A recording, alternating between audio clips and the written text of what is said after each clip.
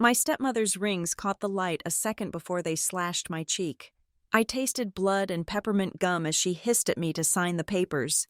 But 10 minutes later, the farmhouse door swung open to reveal my grandmother standing beside a county sheriff and a massive steel safe. That was the moment I realized this was not a family visit. It was a trap. My name is Riley Hart, and as the leather seat of the Escalade dug into my spine, I was not thinking like a terrified stepdaughter. I was thinking like a CEO. I was thinking about data retention policies, audio capture rates, and the statute of limitations on assault. My stepmother, Elaine, did not know this. To her, I was just an obstacle in the back seat, a 28-year-old stubborn relic from a marriage she wanted to erase. Elaine twisted in the front passenger seat, her face contorted into a mask of desperate, cosmetic rage. The expansive interior of the luxury SUV felt suddenly like a coffin. The air conditioning was blasting, but the air smelled of stale peppermint gum and high-end anxiety sweat. "You are going to sign these, Riley," she hissed, shoving the manila envelope at my chest again. The corner of the stiff paper scratched my neck. Her voice was climbing that shrill ladder it always found when she was losing control. "We are 5 minutes from the driveway. Do not make me do this in front of your grandmother.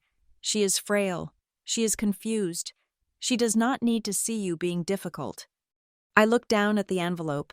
Inside were transfer documents, a durable power of attorney, a quitclaim deed for the farmhouse, papers that would effectively strip my grandmother of her autonomy and hand the keys to her estate over to the woman currently hyperventilating in a silk blouse. "I am not signing anything. Elaine," I said. My voice was low, steady.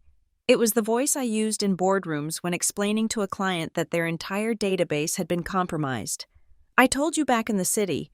I am here to visit Grandma. That is it."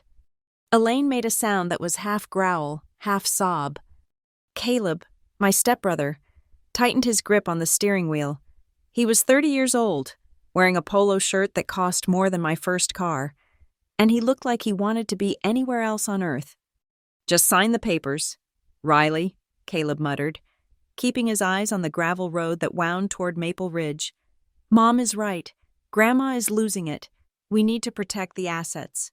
You are being selfish." "Selfish?" I asked.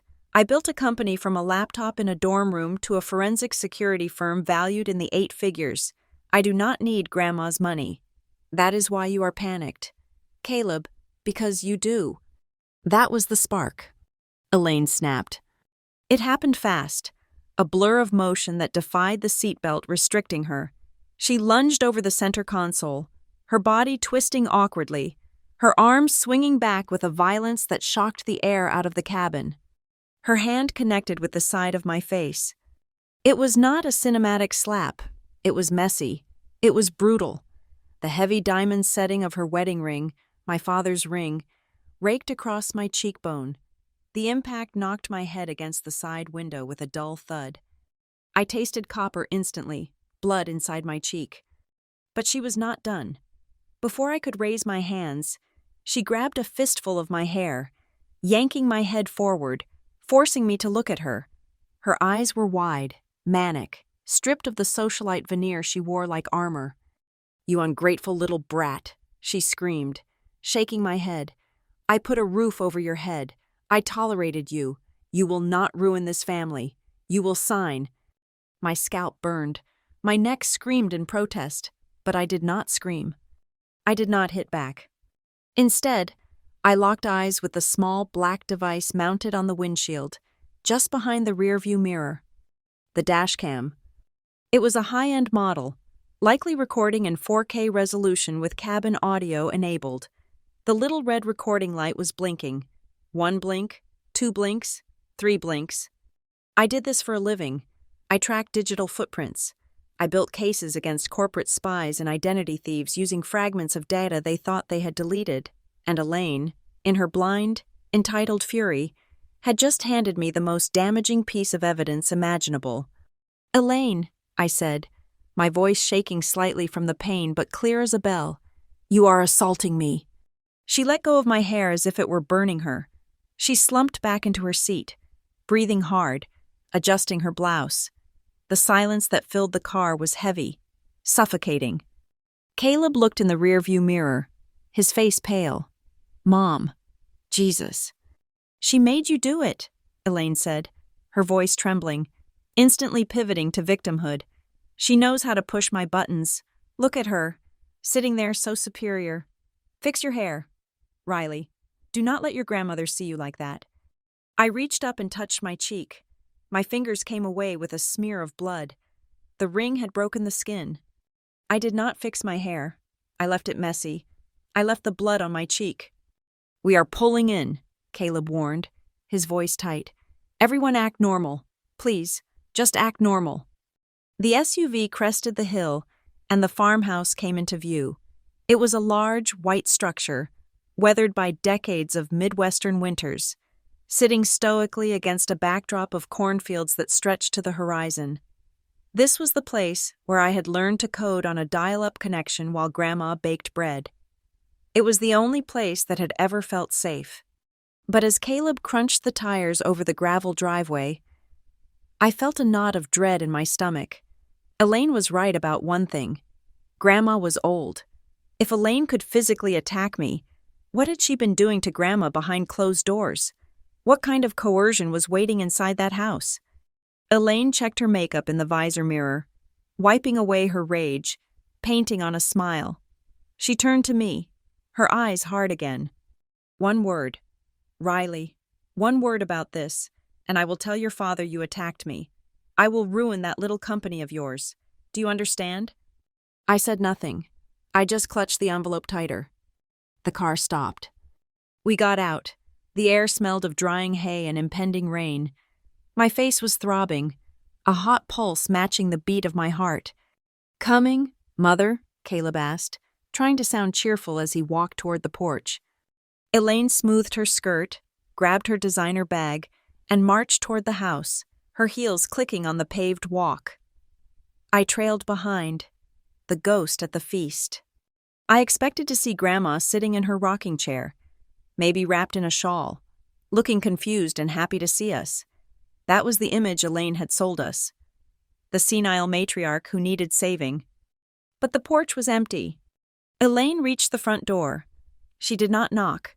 She just turned the handle, assuming ownership as she always did. Hello? Margaret, it is us, Elaine called out, her voice syrupy sweet, a sickening contrast to the screeching banshee she had been 3 minutes ago. The door swung inward. Elaine stepped across the threshold, and then she stopped dead. I stepped up behind her, looking over her shoulder, and the breath left my lungs. Grandma Margaret Hart was not sitting. She was standing in the center of the foyer, and she was not wearing her housecoat. She was wearing her Sunday best, a sharp navy blazer, pressed slacks, and her pearls. Her posture was erect, rigid, powerful. She leaned slightly on her cane, not for support, but like a monarch holding a scepter. But she was not alone. Standing to her right was Sheriff Miller, a man I had known since high school. His thumbs hooked into his belt, his face unreadable but stern. Standing to her left was a man in a charcoal suit holding a briefcase, Mr. Sterling, the most ruthless estate attorney in the county. I recognized him instantly. And behind them, dominating the center of the living room where the coffee table used to be, was a massive, steel, fireproof safe. It was closed. It looked heavy enough to sink a ship. The silence in the entryway was absolute. Elaine faltered. She actually took a half step back, her heels scuffing on the hardwood. Margaret? Elaine stammered, her smile twitching, failing. We brought the paperwork you asked for. We brought the family. Grandma did not smile. She did not rush forward to hug Caleb. She did not ask about the drive. Her eyes, usually so warm and crinkling with laughter, were cold. They swept over Caleb, dismissing him. They landed on Elaine, dissecting her. And then they found me. Grandma saw the red mark on my cheek. She saw the disheveled hair. She saw the blood. Her eyes narrowed, not with confusion, but with a terrifying, razor-sharp clarity. I saw Elaine tremble, For the first time in her life, the bully realized she had walked into a room where she was the smallest thing present. She had thought she was driving to a surrender. Instead, she had driven straight into an ambush. "Riley, honey," Grandma said. Her voice was not weak. It was granite.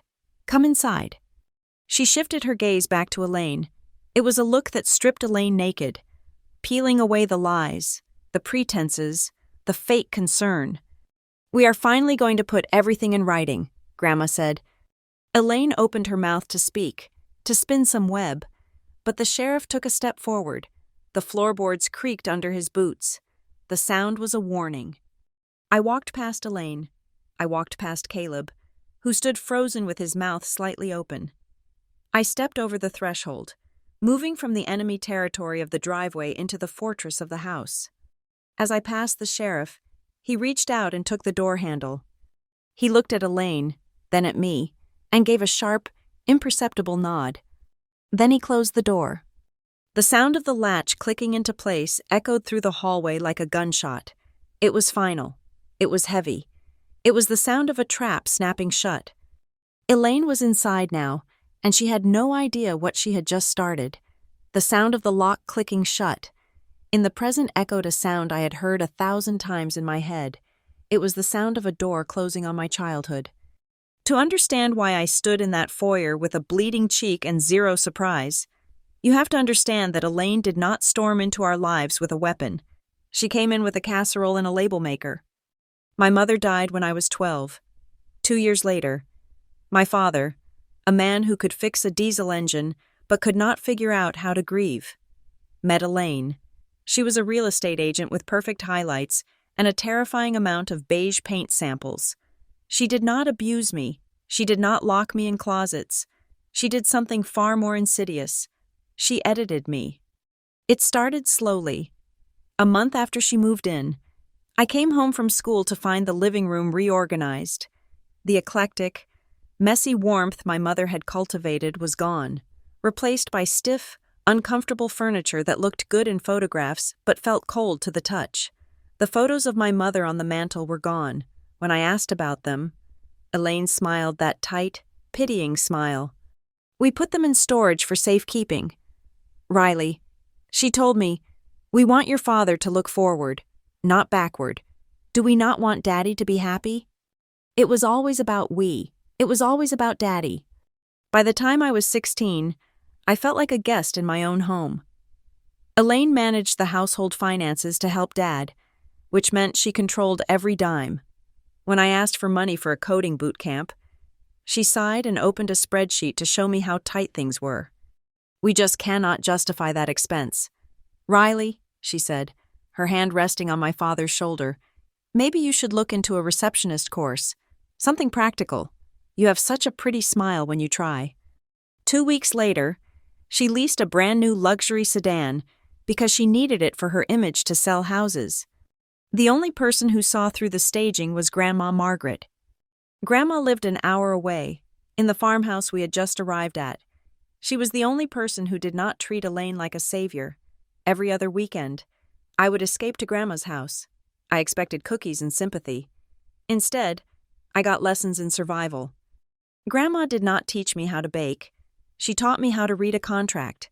She taught me that compound interest could save your life, and that a verbal promise was worth the paper it was printed on, which was nothing. "Stop crying about the coding camp," Grandma told me one afternoon as I shelled peas on the porch. "If she will not pay for it, earn it. If you rely on her money, you play by her rules. Never let someone hold the purse strings to your life. Riley." So I stopped asking. I started mowing lawns, fixing neighbors' Wi-Fi, and setting up basic firewalls for local small businesses. I saved every dollar in a coffee can taped under my bed because I knew if Elaine found a bank statement, she would find a reason the family needed that money. The breaking point happened when I was 18. I was sitting on the stairs at home, hidden by the shadows of the landing. Elaine and my father were in the kitchen below. They thought I was out with friends. "Margaret is getting older, Greg," Elaine said. Her voice was smooth, reasonable. "We need to start thinking about the estate. That land is worth a fortune if we subdivide it. When she passes, This whole property should really go to us. You know Riley does not care about land. She hates the country. She would just sell it to strangers. I held my breath. I waited for my father to defend me, to say that Grandma loved that land and that I loved Grandma. Instead, I heard the clink of a glass. She is stubborn. Elaine, my father said, sounding tired. We just need to guide her, Elaine replied, for the family. I did not know Grandma had let herself in the back door until I saw her reflection in the hallway mirror. She had heard everything. She did not storm in and scream. She simply turned around and walked back out to the screen door, silent as a ghost. When she came back 5 minutes later, pretending she had just arrived, her eyes were hard flint. She never looked at Elaine the same way again. I left for college 3 months later. I did not go to the state school Elaine had picked out for me because it was affordable. I went to a tech institute in Boston on a full academic scholarship. Elaine was furious. She spun it to the neighbors as me being ungrateful, abandoning my grieving father to run off to the big city. She tried to send me care packages with passive-aggressive notes about how much my father missed me, but I noticed the return address was always her office. That was when I started Cyphernest Labs. It was not a sleek startup in a glass tower. It was me and my roommate, Sarah, eating instant noodles in a basement apartment, trying to build a forensic data recovery tool that was faster than what the police were using. We were brilliant, we were exhausted, and we were broke. I needed $5,000 for server space to run a beta test. No bank would touch me. I drove to the farmhouse. I sat at Grandma's kitchen table and laid out my business plan. I treated her like an investor, not a relative. Grandma put on her reading glasses. She read every page. Then she went to the old safe, the one I had just seen in the living room, and took out her checkbook. I will lend you the money, she said. Thank you, Grandma, I breathed, reaching for the check. She pulled it back. 4% interest, she said sternly. Repaid in 24 months, and we write up a promissory note. Today. I stared at her, and then I smiled. It was the most respectful thing anyone had ever done for me. She was not giving me charity. She was betting on me. When Elaine found out about the loan a year later, after I had already repaid half of it, she was incensed. Not because Grandma had spent the money, but because Elaine had lost control of the transaction.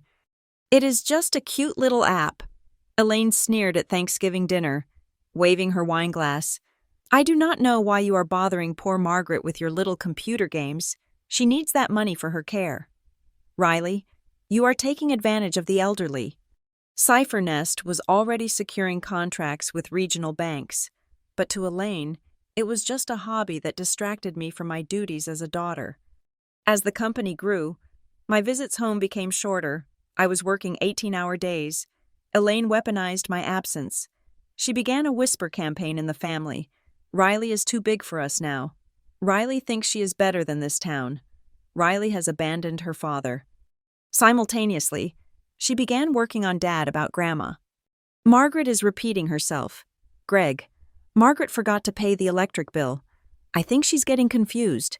We need someone responsible to step in. It was a lie. Grandma was sharp as a tack. She had just switched to autopay, a system I had set up for her, but Elaine framed every technological change as a symptom of dementia. The war remained cold until the weekend of my 25th birthday. I had driven down to the farm to give Grandma her final repayment check. It was a significant moment for me. I had made it. I was debt-free. Grandma took the check and placed it in her Bible. Then she poured us tea and looked at me with a seriousness that chilled my blood. Your stepmother was here on Tuesday, Grandma said quietly. She brought me a fruit basket, and she asked a lot of questions about the deed to this house. She asked if I had updated my will since your grandfather passed. I felt a surge of protective anger. What did you tell her? I told her my business is my business, Grandma said, but she is persistent. Riley, she talks to your father, and your father listens to her because he is afraid of being alone. She is planting seeds. She thinks if she waters them with enough lies, she will harvest everything I have worked for. Grandma reached across the table and covered my hand with hers. Her skin was thin like parchment. but her grip was iron. "I am not changing anything without telling you," she promised, "but I need you to do something for me. You keep doing what you do with those computers. You keep records. If you visit, you write down the date. If you send money, you keep the receipt. If she sends you a text message, you save it." "Why?" I asked, feeling a cold knot in my stomach. "Because paper remembers what people forget," Grandma said, "and people like Elaine rely on everyone else being too polite to remember the ugly parts." I drove back to the city that night with a new understanding. I realized that my entire relationship with my family was not built on love, but on a battlefield that Elaine had been preparing for a decade. She wanted the land, she wanted the money, but mostly, she wanted to be the one who decided who got what. She wanted to own us. I vowed then that I would protect Cipher Nest and I would protect Grandma. But I made a fatal error. I underestimated Elaine. I thought she was just greedy. I did not realize she was desperate. The memory that lingered longest, the one that played in my head as I stood in the foyer with the sheriff, was from the last Thanksgiving I attended. We were leaving. I was putting on my coat. I watched Elaine hug Grandma. It was a performative hug, long and tight, designed for the audience of relatives in the hallway. But over Grandma's shoulder, Elaine's eyes were open. They were cold, calculating, and empty. She was looking at the farmhouse walls as if she were already measuring them for demolition. That look had haunted me for 3 years. But now, the sound of the heavy front door clicking shut behind me snapped the thread of memory. The air in the foyer was electric. The smell of Thanksgiving turkey and old resentment was gone, replaced by the scent of floor wax and justice. I was back in the present. The back seat was behind me. The trap was in front of us, and for the first time in 20 years, Elaine was not the one holding the pen.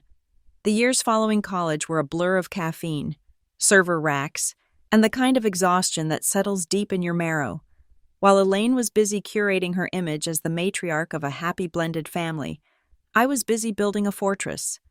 Cipher Nest Labs graduated from my dorm room to a shared workspace, and then to a sleek brick-and-beam office in the financial district. We stopped being a couple of kids trying to fix firewalls and became the people you called when you realized someone was already inside your network. The turning point came when we landed the contract with Harbor First Mutual. It was a regional bank with assets in the billions, and they had suffered a minor breach that terrified them. We fixed it in 48 hours. We traced the intrusion, patched the vulnerability, and handed them a report so comprehensive their board of directors gave us a standing ovation. That contract changed everything. It put us on the map. Suddenly, my calendar was full of meetings with CTOs and risk managers. The first thing I did with the Harbor First check was drive to Grandma's house. I sat her down at the kitchen table, the same place where she had written me that check for $5,000 years ago. I placed a cashier's check in front of her. It covered the principal, the 4% interest we had agreed upon, and a little extra for what I called an inflation adjustment. Grandma picked it up. She looked at the amount, then at me. "I also brought this," I said, sliding a document across the wood grain. "It is a release of promissory note. It says the debt is paid in full. I want you to sign it, and I am going to have it notarized at the bank in town." "You do not trust your own grandmother?" she teased, though her eyes were shining. "I trust you," I said. "I do not trust the world. Paperwork protects us both." She signed it. We went to the bank, got the stamp, and made 3 copies. As we walked out into the sunshine, she squeezed my arm. "Now no one can say I own your empire. Riley," she chuckled, "it is all you." She was right, but Elaine had a different version of the story. As Cipher Nest grew, Elaine's attitude toward me shifted from dismissal to a predatory sort of pride. She stopped making snide comments about my computer games and started positioning herself adjacent to my success. At a 4th of July party, I heard her holding court with a group of neighbors near the cooler. "Well, we are just so proud of Riley," Elaine was saying, her voice pitched to Carrie. "It was actually my idea for her to go into security. I introduced her to that insurance agent, Bob Miller, years ago. That was really the meeting that opened the doors for her. I froze. I had met Bob Miller once. We had coffee. He spent 30 minutes trying to sell me whole life insurance, and I never spoke to him again. He had absolutely nothing to do with my business. I walked over. "Hello, Elaine?" I said pleasantly. "Bob Miller? I think you might be misremembering. We got our start because I pulled an all-nighter patching a vulnerability for the university registrar." Elaine's smile didn't falter, but her eyes went cold. "Oh, Riley, you always have to be so technical. I'm just telling them how the village raised the child." The appropriation escalated. It wasn't just stories anymore. It was ownership. 6 months later, at my father's birthday dinner, the tension finally snapped. We were at a steakhouse. White tablecloths, heavy red wine. Elaine raised her glass for a toast. To Greg, she beamed at my father, and to Riley, "We are all so amazed by what you have built. To our girl and our company, may it keep funding our family vacations." She laughed, looking around the table for validation. I set my glass down. I did not drink. "It is not our company. Elaine," I said. My voice was quiet, but in the sudden silence of the table, it carried. "It is my company. I have partners and investors. You are not one of them." Elaine froze. Her glass hovered halfway to her mouth. The smile dropped off her face like a mask slipping. Dad looked panic-stricken. "Riley, don't be like that," he mumbled. "She is just proud of you. She is claiming ownership." "Dad," I said, looking him in the eye. "Words matter." Elaine slammed her glass down. Wine sloshed onto the tablecloth. "You enjoy humiliating me, don't you?" she hissed. "After everything I have done for you? I welcomed you into my heart, and you treat me like a stranger. You are selfish, Riley, just like your mother was." We finished the meal in silence. In the car ride home, my father tried to play peacemaker, a role he had perfected to his own detriment. "She just wants to feel included." "Riley," he said, gripping the steering wheel, "she feels like you are leaving us behind. Why can't you just let her have the little victory? It does not cost you anything." "It costs me the truth, Dad," I said, "and eventually, it is going to cost you more than that." While Elaine was trying to annex my success, Grandma was quietly fortifying her own defenses. She saw the way Elaine looked at the farmhouse, like a developer eyeing a teardown. Grandma made an appointment with Brighton and Cole, a serious law firm in the next county over. She did not tell my father. She told me. I sat in the waiting room while she went in to tighten her will. When she came out, she looked lighter. "It is done," she told me as we drove to get ice cream. "The house, the 40 acres, the municipal bonds, and that quiet little index fund your grandfather started. It is all designated. Most of it goes to a trust for you and the future grandchildren." "What about Elaine?" I asked. "She gets the china set she is always fawning over," Grandma said, and a very polite letter thanking her for her time. It was a fortress of paper, designed to withstand a siege, but walls only work if the enemy doesn't know where the gate is. Unfortunately, my father was a leaky vessel. A few weeks later, over a Sunday roast, Dad let slip that Grandma had been looking into her investments. He mentioned the bonds. He mentioned the sheer value of the acreage if it were ever sold for commercial development. He didn't mean harm. He just liked to talk to fill the silence Elaine created. But Elaine listened. She listened like a predator sensing a heartbeat. I saw the change happen at a family barbecue in late August. I had stepped out onto the back porch to take a call from my lead developer. When I hung up, I heard a voice drifting through the open kitchen window. It was Elaine.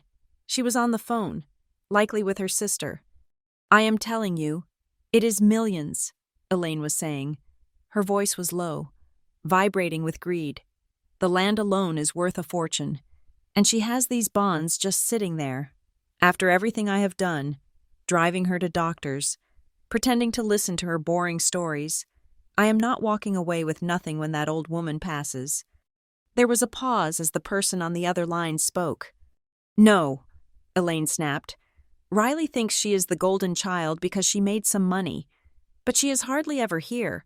I am the one holding this family together. That money belongs to the family unit, not to some ungrateful girl who thinks she is better than us. We need to fix this before she dies."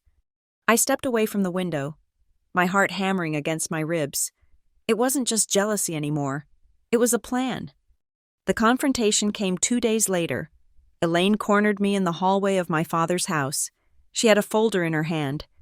"Riley," she said, putting on her best business face, "I have been thinking, since Cyphernest is growing so fast, you really need someone with real-world business experience on your board. Someone who understands people, not just machines." I looked at her. "What are you asking, Elaine?" "I think it would be appropriate for you to grant me some advisory shares," she said smoothly. "Nothing huge, maybe 5%, and list me as a consultant. It would look good for investors to see you have strong family backing. It softens your image." I almost laughed. The audacity was breathtaking. She wanted a stake. She wanted a title.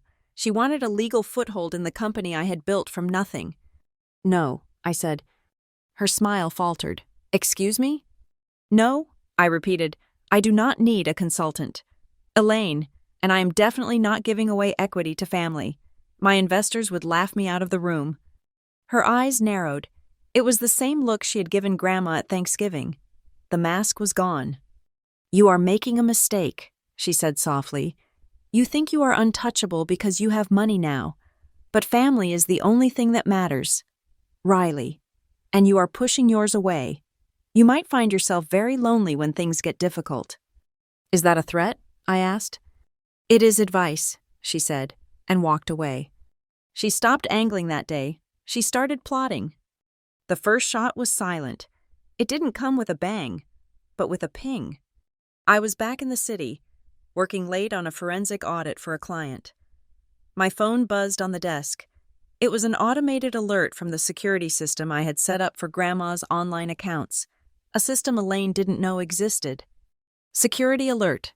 Failed password. Reset attempt. I opened the log. Someone had tried to reset the password for Grandma's primary investment account. They had used her full legal name. They had tried to answer the security questions: mother's maiden name, name of first pet. They had failed the pet question. Grandma's first pet was a stray cat named Barnaby, but she always told people it was a dog named Skip. I was the only one who knew the truth. The IP address for the reset attempt traced back to a coffee shop 3 blocks from Elaine's real estate office. I stared at the screen, the blue light reflecting in my eyes. It was a clumsy attempt, amateurish, but it was a signal. Elaine was testing the perimeter. She was looking for a way in. I flagged the account for monitoring and archived the log. I thought I was just dealing with a greedy relative trying to sneak a peek at the balance. I did not realize then that this was the opening move of a war that would end with a sheriff standing in a doorway. I thought I could handle Elaine with firewalls and passwords. I was wrong. She was not just coming for the money. She was coming for the control, and she was willing to burn the whole family down to get it. Elaine's takeover did not happen with a bang. It happened with a calendar invite.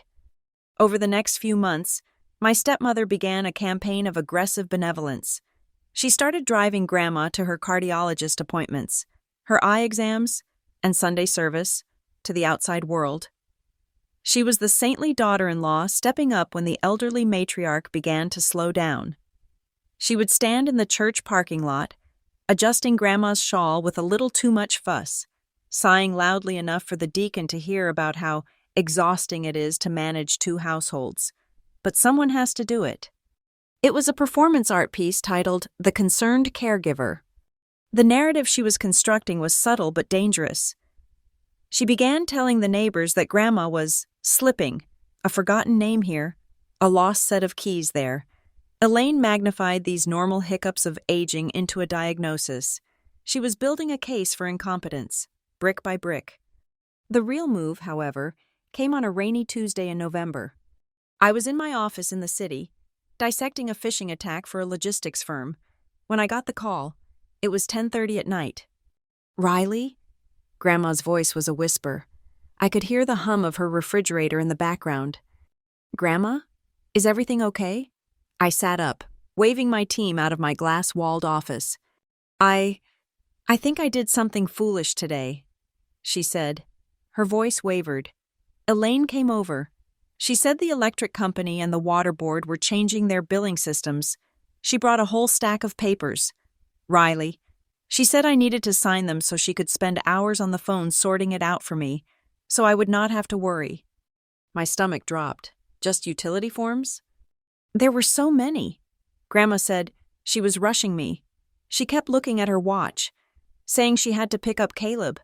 I signed the ones for the power company. But then there was one about attorney powers. It looked legal. I signed the bottom. But then I got scared and put it in my drawer when she went to the bathroom. She was angry when she came back and could not find it.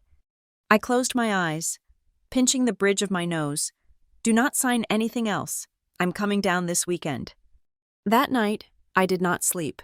Instead, I went hunting. I logged into the monitoring system I had set up for Grandma's accounts. The logs were screaming. Over the last 48 hours, there had been 12 failed login attempts to her primary checking account. The IP address did not belong to a Russian hacker or a Chinese bot farm.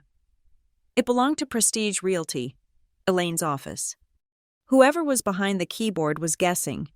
They tried variations of Grandma's name. They tried my grandfather's birthday. They tried the street address. It was clumsy, desperate, and terrifying. They were probing the perimeter, looking for a loose brick. Then I checked social media. Elaine had posted a selfie an hour ago. She was sitting at her kitchen island with a glass of red wine, looking dramatically tired. The caption read, "So hard watching the people we love lose their independence.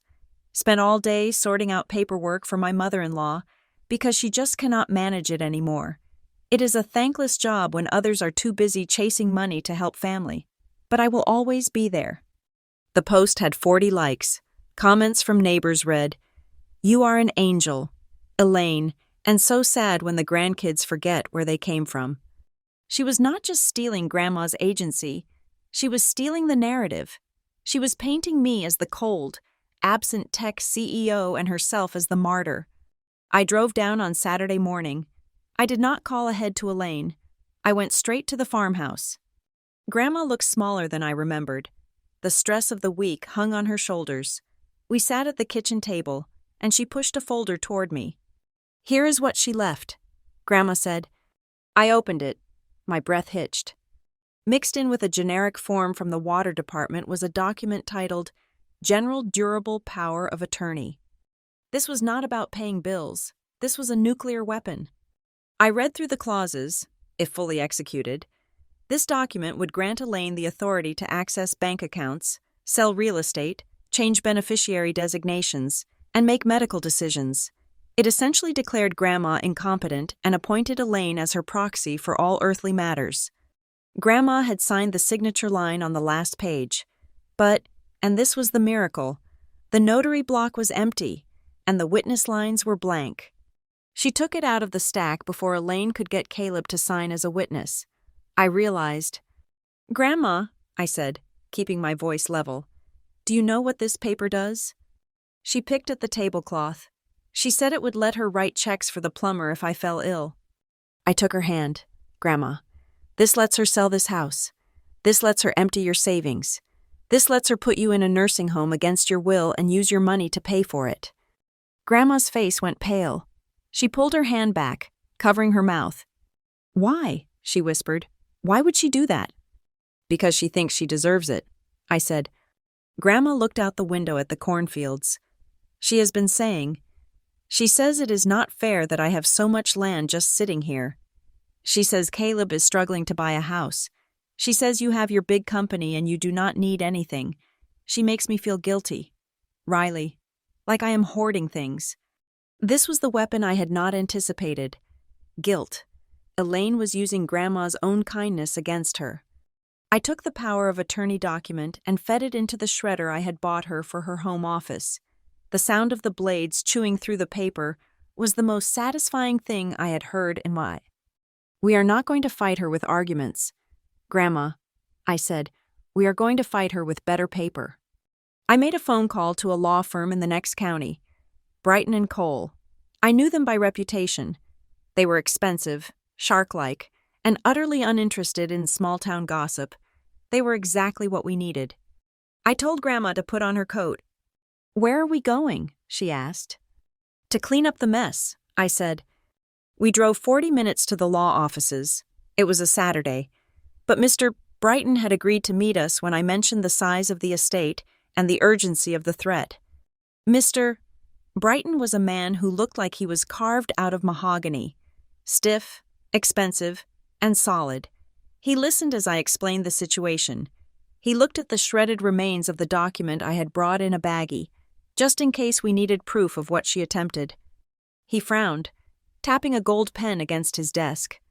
"This is a soft coup, Ms. Hart," he said to me, then turned to Grandma. "Margaret, if you want to protect yourself, we need to be aggressive. A simple will is contestable.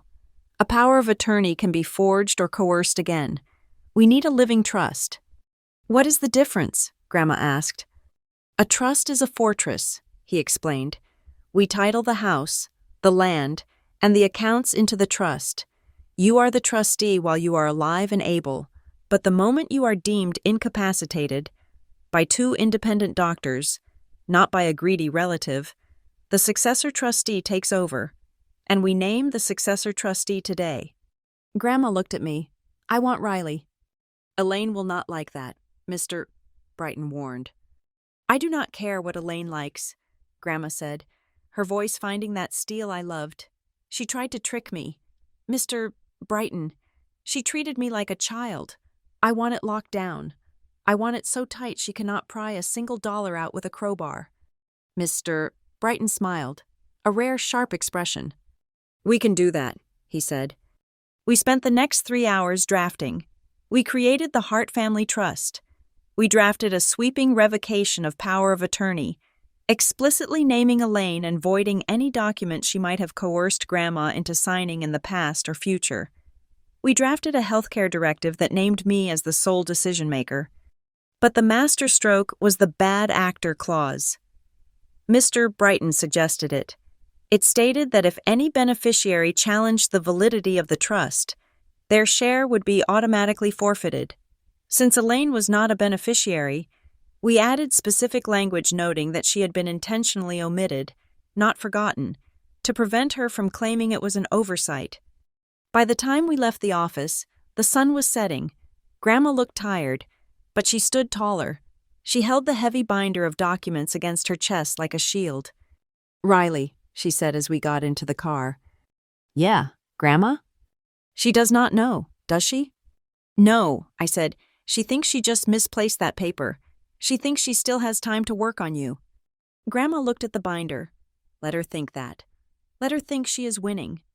I looked at my grandmother and saw the strategy forming in her eyes. It was the first time I realized that I had not just inherited her eyes. I had inherited her capacity for long-term planning. Elaine thought she was playing chess with a senile old woman. She had no idea she had just moved her pawn into the line of fire of a queen. But we had one loose end. We needed to secure the physical copies. "We need a safe," I said, "a big one." Grandma nodded. "And we need to make sure she never gets the password to your computer system." I smiled. "I am way ahead of you. I am installing a keystroke logger on your home network tonight. If she tries to log in as you again, I will have the proof." The soft coup was over. The hard war had just begun, and for the first time, we had the ammunition. If Elaine wanted a war of attrition, I was going to give her a siege. But unlike her, I was not going to rely on whispered rumors or emotional manipulation. I was going to rely on the absolute, unyielding weight of the law. The Monday following our secret meeting with Mr. Brighton was a masterclass in bureaucratic warfare. We did not just sign the revocation of power of attorney, we weaponized it. We filed the original document with the county clerk at 9 in the morning. By 10, we had faxed certified copies to Grandma's bank, her brokerage firm, and even the local utility companies. The document was explicit.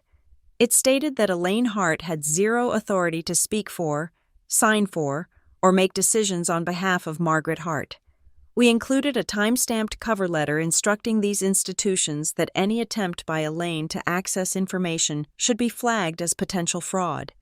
Next came the trust. The Hart Family Trust was not just a legal container, it was a fortress. We retitled the deed to the farmhouse. It no longer belonged to Margaret Hart, the individual.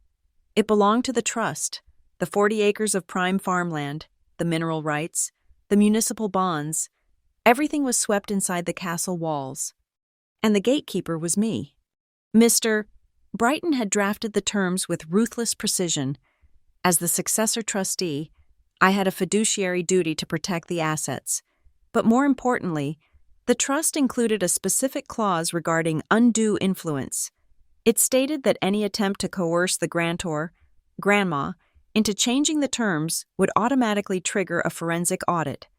It was a legal bear trap, waiting for Elaine to step in it. But paper can be shredded, as Grandma had learned, so we needed a physical vault. On Wednesday, a delivery truck struggled up the gravel driveway. 2 men groaned as they wheeled a 600-pound fireproof safe into the living room. It was an ugly, gray beast of a thing, and to me, it was beautiful. We bolted it to the floor studs in the corner of the room. Inside, we placed the wet ink originals of the trust, the revocation, and the new will. But we added something else, a handwritten letter from Grandma. Mr. Brighton had suggested it. Judges love handwritten notes, he had said. It shows clarity of mind. It shows intent. Grandma sat at her kitchen table for an hour, writing in her neat, cursive script. She wrote about her love for her son, but her disappointment in his passivity. She wrote about Elaine's pressure, the guilt trips, and the fear she had felt. And she wrote, in plain English, that she was leaving her legacy to the granddaughter who had never asked for a dime, rather than the stepdaughter who counted every penny before it was inherited. We sealed the letter in an envelope and locked it in the safe. Only Grandma and I knew the combination. While we were securing the physical assets, I went to work on the digital perimeter. This was my home turf. I treated Grandma's farmhouse like a compromised server room. I installed a high-definition camera on the front porch, cleverly hidden inside a birdhouse so it would not be obvious to a casual observer. It uploaded footage directly to a private cloud server I controlled. Inside, I attached a small, nondescript packet sniffer to her router. It monitored all traffic on the home network. If anyone connected to the Wi-Fi and tried to access banking sites or legal portals, I would know the device ID, the time, and the keystrokes. Then, I initiated the financial autopsy. I hired David, a forensic accountant who usually worked with me on corporate embezzlement cases. I told him to look for micro-tremors, transactions too small to trigger bank alerts, but significant enough to show intent. He found them within 24 hours. Riley, David told me over an encrypted video call, "You were right. It is death by 1,000 cuts." He shared his screen.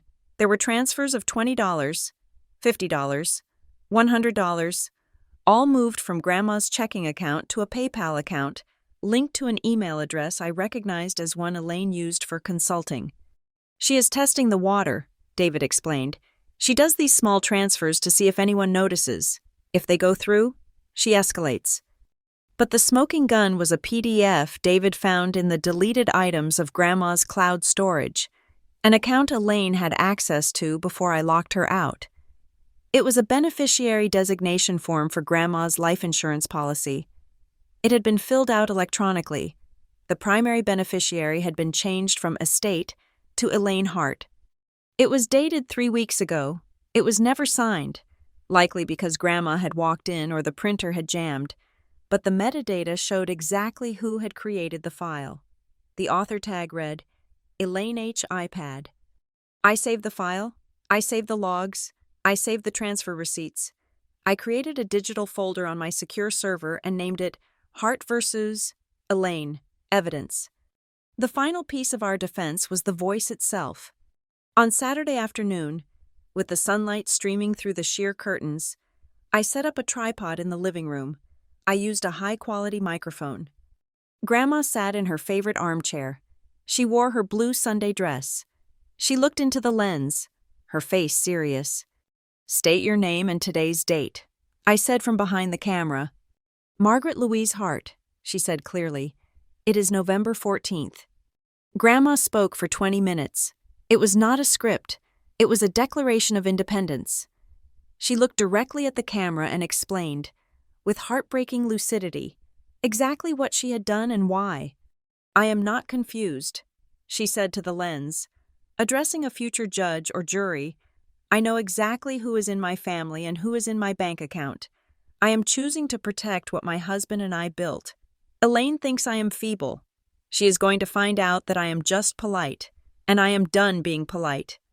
We saved the video in 3 different locations: the cloud, an encrypted USB drive in the safe, and a copy sent directly to Mr. Haas, Brighton's office. By the following week, Elaine began to sense the walls closing in. The first sign was the silence. She called Grandma on Tuesday to check in about a doctor's appointment. Grandma let it go to voicemail. Elaine texted. Grandma did not reply. When Elaine tried to log into Grandma's checking account to help verify a charge, she was locked out. The password had been changed, and the security questions were new. I saw the traffic logs. She tried 5 times in 10 minutes. The frustration was palpable even in the data packets. Then came the backlash. My father called me on Thursday night. His voice was tight, stressed. "Riley, what is going on?" he asked. "Elaine is upset. She says she went by the house to drop off groceries and the locks were changed. She says Margaret would not open the door." "Grandma changed the locks." "Dad," I said calmly, "she feels safer this way." "Elaine thinks you are behind this," he said. "She says you are turning Margaret against us. She says you are poisoning her mind with paranoia. She is worried about Margaret's mental state. Riley, she thinks we might need to get a court order to check on her." There it was, the threat.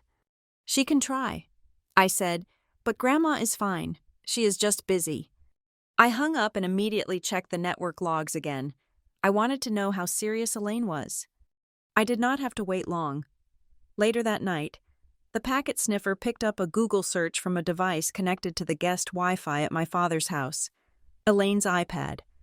The search terms were chilling: implied partnership family business, undue influence statute of limitations, and Glenwood and Nash attorneys. I knew Glenwood and Nash. They were not estate planners. They were litigators. They were the kind of firm you hired when you wanted to burn the earth and salt the fields. They specialized in high-conflict divorces and contested wills. Elaine was not looking to negotiate. She was looking for a way to break the trust before the ink was even dry. I called Grandma. "She is lawyer shopping," I told her.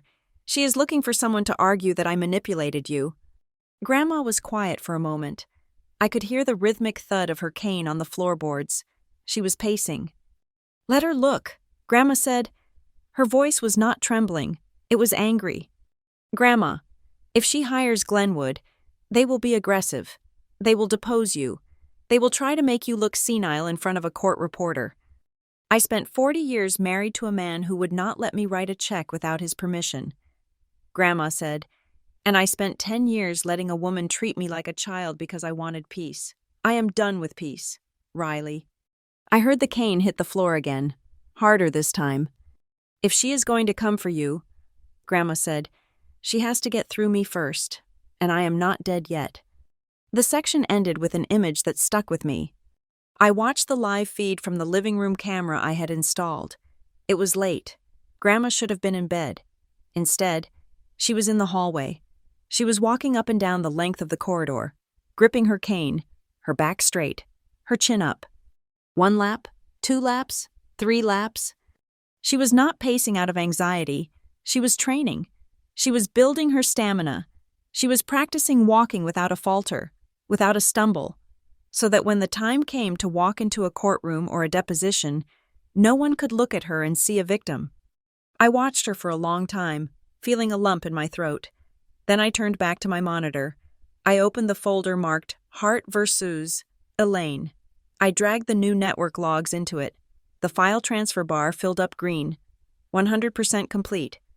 We were ready. The trap was set. Now, we just had to wait for Elaine to knock. Elaine did not need a hacker to breach my defenses. She did not need a 0-day exploit or a brute force password cracker. She just needed a Facebook account and a complete lack of shame. The attack began on a Tuesday morning. I woke up to a phone that was vibrating so hard it was dancing across my nightstand. I picked it up, expecting a server outage alert or a client emergency. Instead, I saw a screenshot sent by my old college roommate. "Riley," the text read, "you need to see this, before the board does." I opened the link. It took me to Elaine's public Instagram profile. The photo was a masterpiece of manipulation. It showed Grandma sleeping in her armchair, her mouth slightly open, looking frail and ancient. I recognized the sweater she was wearing. It was from a visit 6 months ago when Grandma had the flu, but the timestamp on the post was from yesterday. The caption read, "Heartbroken to see the matriarch of our family looking so lost. It is devastating when the elderly are isolated from the people who truly love them by those who only care about inheritance. We just want to see you. Margaret, we just want to make sure you are safe." I swiped left. The next post was worse. It was a text-based graphic, typed in a stark font. "Did you know that some celebrated local startups were built on stolen family money? It is easy to be a CEO when you drain your grandmother's savings to fund your ego. Justice is coming." My blood ran cold. This was not just a family spat anymore. Elaine had taken aim at Cyphernest.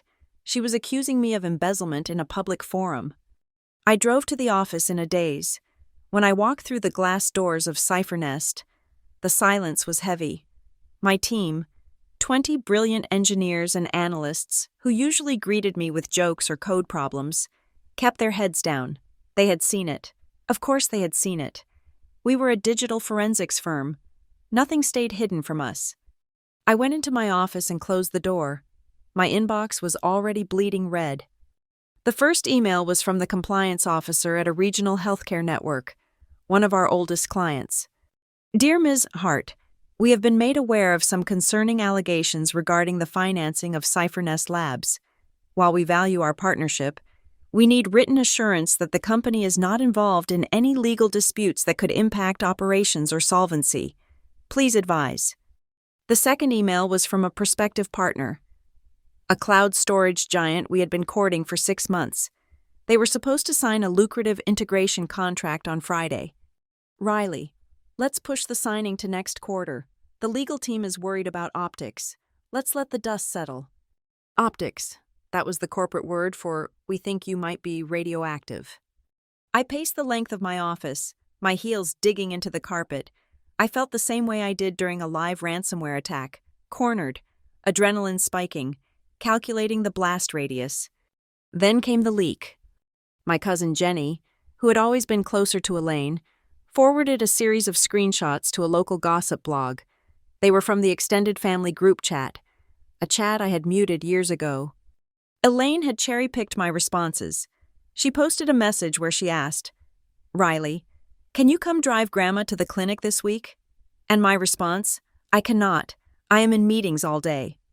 She left out the part where I had already arranged and paid for a private medical transport service to take Grandma because Elaine had bailed at the last minute. The blog ran the screenshots under the headline, "Ice Cold CEO. Is Maple Ridge's tech darling too rich for family?" It was a character assassination. Elaine was painting a picture of a ruthless, money-hungry granddaughter who neglected a senile woman while draining her accounts. It was a narrative that played perfectly in a small town that was already suspicious of tech money. I stood by the window, looking out at the city skyline, feeling the vibration of notifications in my pocket. Every ping was a new comment, a new judgment, a new crack in the foundation I had spent a decade building. I wanted to scream. I wanted to reply to every comment with the truth.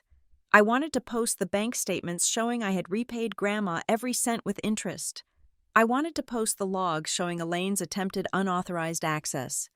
But I knew that in the court of public opinion, the person who starts explaining is the person who is losing. My phone rang. It was Grandma. I hesitated. I did not want her to hear the stress in my voice. I took a breath, composed myself, and answered. "Riley," she said. Her voice was not frail. It was shaking. Yes, but with rage. "I just saw the news on the television. She said, "That local channel. They showed my picture. Riley. They showed a picture of me sleeping with my mouth open." "I am sorry, Grandma," I said, leaning my forehead against the cool glass of the window. "I am going to get it taken down." "She is using me as a prop," Grandma spat. "I am not a stage prop for her martyr act. And she is saying you stole from me after you paid off my mortgage?" "She is trying to scare away my clients," I explained. "She thinks if she breaks my business, I will settle. She thinks I will give her what she wants just to make the noise stop." Grandma was silent for a moment. Then she spoke with a terrifying calm. "Stop letting that woman talk for our family." I hung up and called Mr. Brighton. "I want to go on the offensive," I told him. Within 2 hours, we had drafted a cease and desist letter that was less of a warning and more of a bludgeon. We cited defamation per se, tortious interference with business relations, and false light invasion of privacy. We attached the redacted bank records proving the loan repayment. We attached the revocation of power of attorney, proving Elaine had no legal standing to speak on Grandma's behalf. We sent it to Elaine via courier. We sent it to the gossip blog.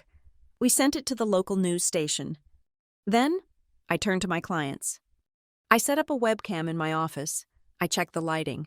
I did not put on a suit. I wore my usual work clothes, a black turtleneck and jeans. I looked directly into the lens. I hit record. "Hello," I began. "This is a message for the partners and clients of CipherNest. By now, some of you have seen personal allegations circulating online regarding my family and the founding of this company. I believe in radical transparency, so I'm going to address this once. These claims are false. They are part of an extortion attempt by an estranged family member who was removed from an estate plan due to financial misconduct. CipherNest was built on clean capital and hard work. Our books are open to any audit you require. We are currently taking legal action against the parties spreading this defamation. Thank you for your trust." I sent the video to the top 10 clients and the partner who had delayed the contract. It was a risk. Corporate PR handbooks usually say to deny and deflect. I was choosing to confront. 30 minutes later, the CEO of the cloud storage company replied, "Appreciate the candor. Riley, we have all got crazy relatives. Let's get that contract signed on Monday." I let out a breath I had been holding for 8 hours. By 5 o'clock in the afternoon, the tide began to turn. The gossip blog deleted the post. The local news station removed the article from their website, replacing it with a generic 404 error page. They had received Mr. Brighton's letter and realized that Elaine Hart did not have the receipts to back up her claims, but I certainly did. I checked Elaine's Facebook page. The post about the stolen legacy was gone. The photo of Grandma was gone. She had blinked. But the silence that followed was not the silence of peace. It was the silence of a predator recalculating its angle of attack.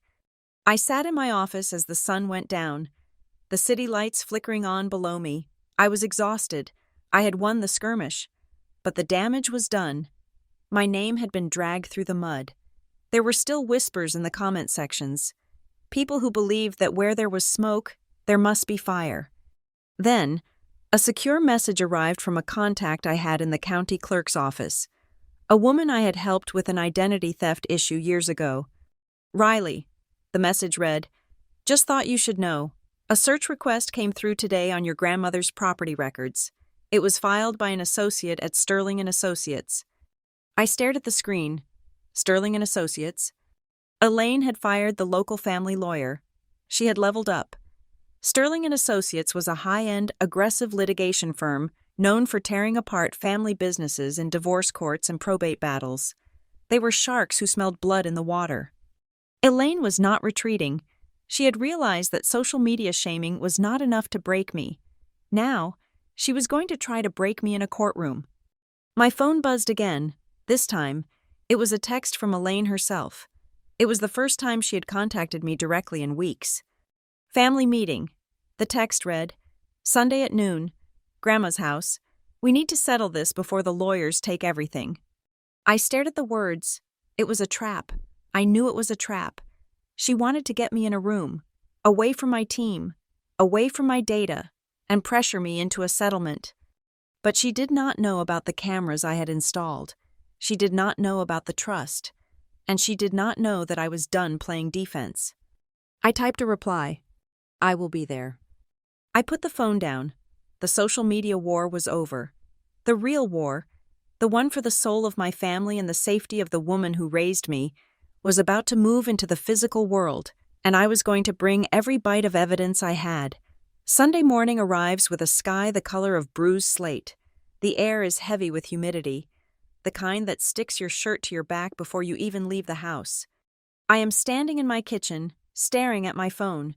The message from Elaine is a masterpiece of passive-aggressive diplomacy. Riley, let us put the internet nonsense behind us. One last chance to do the right thing. Come to lunch at Grandma's. We can talk before the lawyers get involved. We just want peace. It is the classic abuser's script. Create the chaos, then demand credit for offering to end it. But then, a second text comes through. This one is from Grandma. Come, bring your evidence. I will be ready. I grab my bag. Inside, I have a backup hard drive, a folder containing the forensic audit, and a digital voice recorder that is already running. I am not going to lunch. I am going to a crime scene that hasn't happened yet. We meet at the park and ride lot off the interstate exit. Elaine insists on it. We should arrive as a united front, she says, leaning out the window of her pearl-white Escalade. It will upset Margaret if we pull up in separate cars like strangers. Get in. Riley? I hesitate for exactly 2 seconds. My instinct screams at me to stay in my own vehicle, where I have control, where I can lock the doors and drive away. But I need to hear what she is planning. I need to know how far she is willing to go. And if I am in my car, I am just a target. If I am in hers, I am a witness. I open the back door and slide onto the leather seat. Hey, Riley, Caleb says from the driver's seat. He sounds nervous. He is tapping the steering wheel with a manic rhythm. I look at the dashboard. There, mounted right below the rearview mirror, is a brand new piece of technology. It is a Next-based dash cam, the kind with interior cabin recording. Nice camera, I say, buckling my seatbelt. New toy? Caleb glances at it in the mirror, puffing out his chest a little. Yeah, it records in 4K, cloud sync. It captures everything, even if the car is parked. Insurance discount, you know? I smile, a genuine cold smile that neither of them can see. Good to know, I say. Elaine does not turn around. She is staring straight ahead, her knuckles white as she clutches her designer bag. Drive. Caleb, she snaps. The tires crunch over the asphalt as we merge onto the highway. For the first 10 minutes, the only sound is the hum of the engine and the aggressive blast of the air conditioning. Elaine is marinating in her own tension. I can smell her perfume, something floral and expensive, barely masking the scent of stale peppermint gum. Then, without looking back, she passes a manila envelope over the center console. Read this, she says. I take it. My wrists ache slightly from how tight I am gripping the paper. I slide the documents out. The title at the top reads, Family Business Restructuring and Asset Protection Agreement. I scan the legalese. It is breathtaking. It is a document that would make a mob boss blush. It proposes that CipherNest Labs be restructured to include a family board of directors, consisting of Elaine and Caleb, who would hold a controlling 20% interest in the company. In exchange, they would graciously agree to manage Grandma's trust as co-trustees, ensuring that I am relieved of the burden of caring for her. It is blackmail dressed up as a contract. I lower the papers. You want 20% of my company? I ask. The company you called a cute little app? It is fair, Riley, Elaine says, her voice tight. We supported you. We gave you the stability to go off and play with computers while we took care of the real world. Now that the company is worth something, it is time to pay back the family. I am not signing this, Elaine. She turns in her seat then. The movement is sharp, reptilian. You will sign it, she says, or I will sue you for elder abuse. I will tell the court you manipulated a senile woman into changing her will. I will tie Cyphernest up in litigation for so many years that your clients will flee. I will bankrupt you. Riley, do you understand? I look at her. I look at the desperation etched into the lines around her mouth. She is terrified. She knows the walls are closing in, and this is her last, frantic attempt to claw back control. Grandma is not senile, I say calmly, and she did not change her will because I manipulated her. She changed it because she saw you stealing from her. Elaine's face goes blotchy. That is a lie. I have the logs. Elaine, I have the IP addresses from your office. I have the beneficiary form you tried to forge on your iPad. Caleb's eyes flick to the rearview mirror. Mom? What is she talking about? Shut up, Caleb! Elaine screams. She turns back to me, unbuckling her seatbelt so she can lean further over the console. Her face is inches from mine. You think you are so smart, she hisses. You think because you have money now, you are better than us? You are nothing. You are a guest in this family. You always have been. Now sign the damn papers. I look her dead in the eye. No, and just so you know, Grandma revoked your power of attorney 3 weeks ago. You have no authority. You have nothing. That is the spark. Elaine snaps. It happens in a blur of motion, but my brain processes it in slow motion, analyzing the trajectory like a car crash. She lunges. Her hand, heavy with rings, swings back. Crack. The impact explodes against my cheekbone. It is a sharp, tearing pain. I taste blood instantly, copper and salt. Her diamond setting rakes across my skin. Riley! Caleb yells, swerving the car slightly. But Elaine is not done. She grabs a fistful of my hair, yanking my head forward, her nails digging into my scalp. You ungrateful little brat, she screams, shaking me. I will ruin you. I will take everything. My head slams against the side window. The world spins for a second. The pain is bright and hot. But I do not fight back. I do not raise my hands. I do not give her a single bruise she can use against me. Instead, I look up. I look past her distorted, raging face. I look at the windshield. The dashcam light is blinking. Red, red, red. The audio indicator is on. I endure the shaking. I endure the second slap that lands on my shoulder. I endure the humiliation of being beaten in the backseat of a luxury SUV like a misbehaving child. Because I know exactly what is being captured. Elaine, stop! Caleb is shouting now, slowing the car down. You are hurting her. Elaine releases me. She shoves me back against the seat, breathing hard, her hair wild. She slumps back into the front seat, fixing her blouse, her chest heaving. The silence that follows is deafening. My cheek feels like it is on fire. A drop of blood slides down my jawline and drips onto the restructuring agreement in my lap. I touch the spot. I look at the blood on my fingers. Then I look at the camera again. You just recorded yourself committing felony assault and attempting extortion. I say, my voice is low, steady, terrifyingly calm. Thank you. Elaine freezes. She looks at the dashcam. Her eyes widen as the reality of what she has just done crashes into her. She just assaulted a witness, on camera, while demanding a financial payout. Caleb, she whispers. Caleb, turn it off. I cannot turn it off while driving. Mom, Caleb cries, his voice cracking. It uploads automatically. Delete it, she screeches. As soon as we stop, you delete that footage. Do you hear me? We are pulling into the driveway. Caleb warns. The SUV tires hit the gravel. The farmhouse looms ahead. It looks peaceful, quiet. The cornstalks sway in the wind. Elaine is frantic now.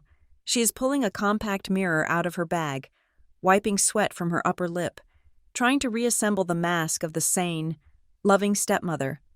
Listen to me, she hisses, not looking back. We are going to go inside. We are going to have a nice lunch, and you are going to keep your mouth shut. Riley, if you say one word to your grandmother, I will tell your father you attacked me. I say nothing. I just clutch the bloody papers. The car shudders to a stop. Delete it. Caleb, Elaine orders again, grabbing her purse. Now. Caleb fumbles with the device, his hands shaking. I open the door and step out. The humidity hits me, mixing with the throbbing heat in my face. Elaine is already marching toward the porch, her heels clicking on the pavement. She reaches the front door and grabs the handle, assuming she still owns this place, assuming she still owns us. "Hello? Margaret?" she calls out, her voice pitching up into a fake, cheerful falsetto. "It is us." She pushes the door open. I am 3 steps behind her. I see her spine stiffen. I see her stop dead in her tracks. I step up onto the porch, the wood creaking under my boots. I look past her shoulder. The hallway is not empty. Grandma Margaret is standing there. She is not the confused old woman Elaine expects. She is standing tall, dressed in her navy blazer, leaning on her cane like a weapon. To her right is Sheriff Miller, his arms crossed, his badge catching the light from the foyer chandelier. To her left is Mr. Sterling, the estate attorney, holding a briefcase that I know contains the revocation orders and the trust documents. And behind them, sitting in the middle of the living room like a monolith, is the gray fireproof safe. Elaine gasps. She takes a step back, nearly bumping into me. "Margaret?" she stammers. We brought the paperwork." Grandma looks at her, then she looks at me. She sees the red welt on my cheek. She sees the blood. She sees the mess of my hair. Her eyes go cold. It is a look of absolute, final judgment. "Riley, honey," Grandma says, her voice steady as a judge's gavel. "Come inside. We are finally going to put everything in writing." Elaine tries to speak, but the sheriff steps forward. I walk past my stepmother. I walk past the shock on her face. I cross the threshold into the safety of the house. Behind me, the sheriff reaches for the doorknob. He looks at Elaine, then at the dash cam visible through the windshield of the SUV, and then he closes the door. Click. The trap is sprung, Elaine is inside, and she has brought the evidence of her own destruction right to our doorstep. The living room was silent, but it was the silence of a held breath. The air conditioner hummed a low, monotonous note that underscored the tension. "Please, have a seat," Grandma said. It was not an invitation, it was a command. The arrangement was deliberate, a tableau of judgment we had staged with precision. Grandma sat in her high-backed wingback chair, looking every bit the matriarch on her throne.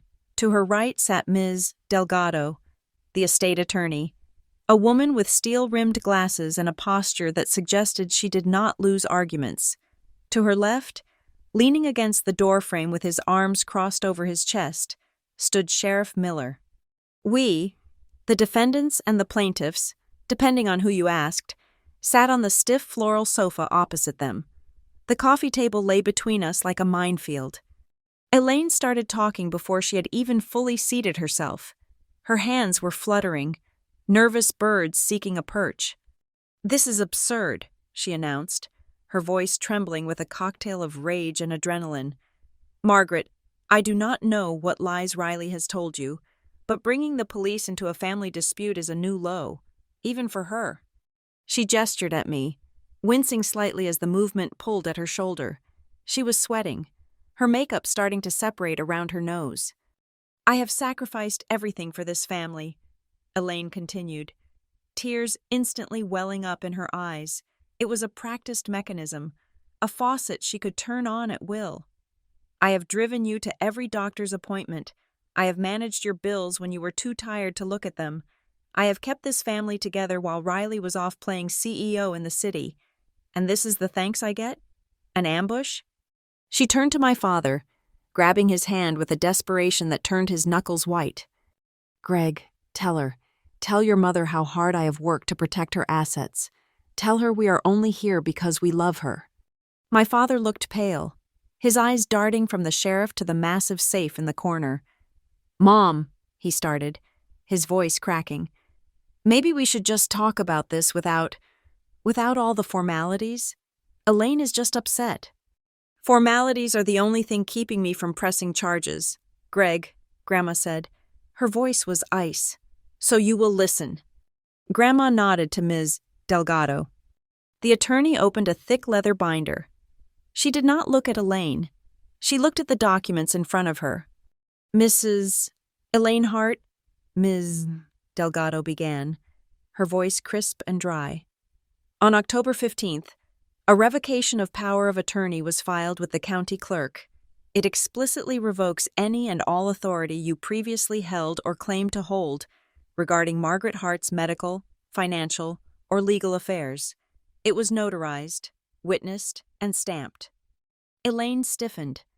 I get a lot of mail. I may have missed it, but that does not matter. Margaret is clearly not in a state to make these decisions. She is confused. She signed that under duress." "It was signed in my office," Ms. Delgado said, looking up over her glasses, "with 2 independent witnesses and a competency evaluation attached." "A preliminary evaluation," Elaine snapped. "I have rights. I have an implied partnership in this estate. You cannot just cut me out because Riley whispered poison in her ear." Sheriff Miller stepped forward then. The floorboards groaned under his boots. He held a thin blue folder in his hand. "Mrs. Hart," the sheriff said, "we also have a report here from a forensic accountant. It details 12 attempts to access Mrs. Hart's bank accounts from the IP address registered to your real estate agency. It also includes a digital footprint of a beneficiary form for a life insurance policy, partially filled out on an iPad registered to your Apple ID." The room went dead silent. My father pulled his hand away from Elaine's as if he had been burned. "Elaine," he whispered, You said you were just helping her with the electric bill." Elaine's face twisted. I was trying to consolidate her accounts so they would be easier to manage when the time came. I was doing it for us, Greg, for Caleb." "For Caleb?" Grandma repeated. She leaned forward, her eyes sharp. "Or for yourself?" "You are confused, Margaret," Elaine shouted, abandoning the tears for pure, ugly anger. "You do not remember things. You told me to handle it. You told me you wanted me to have the money because Riley did not need it. You forget everything." I stood up then. My legs felt heavy, but my hands were steady. "She does not forget," I said, "and neither does this." I reached into my bag and pulled out the HDMI cable I had prepared. I plugged one end into my laptop and the other into the side of Grandma's flat-screen television. "What are you doing?" Caleb asked, his voice high and thin. "Showing the court the evidence," I said. I hit the spacebar. The television screen flickered to life. The wide-angle view of the SUV interior filled the room. The timestamp in the corner read 45 minutes ago. On the screen, Elaine's face was twisted in a snarl. The audio was crystal clear, amplified by the television speakers. "You want 20% of my company?" my recorded voice asked. "It is fair, Riley," Elaine's recorded voice replied, dripping with entitlement. "We supported you." Then, the threats. "I will sue you for elder abuse. I will bankrupt you." And then, the violence. In the living room, nobody breathed. We watched as Elaine on the screen unbuckled her seatbelt. We watched her lunge. We heard the sickening crack of her rings hitting my cheekbone, the same cheekbone that was currently throbbing in time with my heartbeat. We saw her yank my hair. We heard the vitriol. "You ungrateful little brat." And finally, we heard my voice, calm and cold through the speakers. "You just recorded yourself committing felony assault and attempting extortion. Thank you." I paused the video on the frame of Elaine's face, wild, terrified, and guilty. I looked at my father. He was staring at the screen, his mouth slightly open. He looked like a man who had just watched his house burn down with him inside it. "Dad," I said softly. He turned to look at Elaine. His eyes were wide, filled with a horror I had never seen in him. "You hit her," he whispered. "You hit my daughter." "She provoked me!" Elaine shrieked, jumping to her feet. "She set me up. Can't you see? She planned this. She goaded me into it because she knew the camera was there. It is entrapment." "It is assault," the sheriff said, his hand resting near his belt.